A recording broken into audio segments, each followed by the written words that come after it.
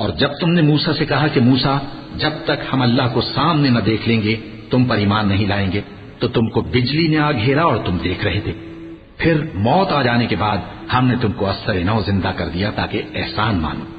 और हमने बादल का तुम पर साया किए रखा और तुम्हारे लिए मन सलवा उतारते रहे कि जो पाकीज़ा चीजें हमने तुमको अता फरमाई हैं उनको खाओ पियो, मगर तुम्हारे बुजुर्गों ने उन नेमतों की कुछ कदर न जानी और वो हमारा कुछ नहीं बिगाड़ते थे बल्कि अपना ही नुकसान करते थे।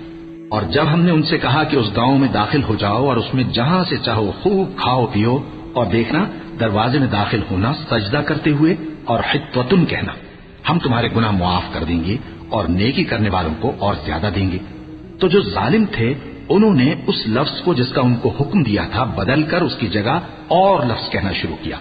बस हमने उन जालिमों पर आसमान से अजाब नाजिल किया क्योंकि नाफरमानियां किए जाते थे।